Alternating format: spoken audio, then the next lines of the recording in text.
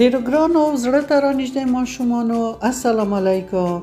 هیله لرم چې ټول جوړ روغ او خوشحاله راغلي وئ چې خپل نوي درس ته د کلماتو د جوړولو درس ته غوږ ونیسئ. بیا به هم خپل درس د بسم الله الرحمن الرحیم مبارکه کلمه پیل کړو. اوس یې تاسو ووایاست. بسم الله الرحمن الرحیم. آفرین. لومړی دال ری. دال ری داسې لیکل کیږي، در تلفظ کیږي، لکه دال ری د درمل په کلمه کې. درمل هغه داروګانو ته ویل کیږي چې کله یو کس مریض شي، ناروغه شي، بیا یې ډاکټر ورکوي، ډاکټر یې ورته لیکي او د درملتونه یې اخلو.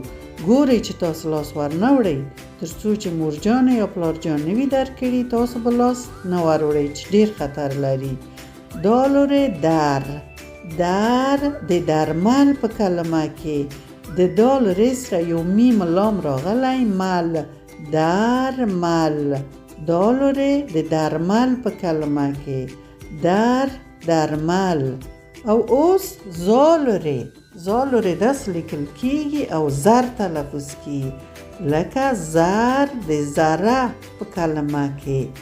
زر د ذره په کلمه کې. تاسو ګورئ د ذرې چې راځي، دا د ګلانو پاڼې ذره ذره شوي دي. حتما طوفان لګېدلی، شمال لګېدلی، دې ته ذره وایو. زر د ذره په کلمه کې د زال ری زر سره یوه ګرده هی راغلي، ذره شوي، ذره. زال ری د ذره په کلمه کې د خاورو ذرات، مثلا د ګلانو د نورو شیانو وړې ذرې.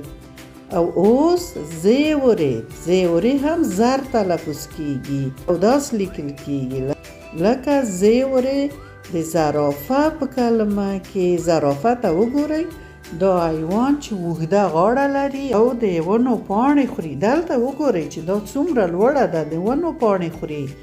زال ری د زرافه په کلمه کې د زیوري سره زر یو الف راغلی، زرا شوی، فی ګرده ف، زرافه.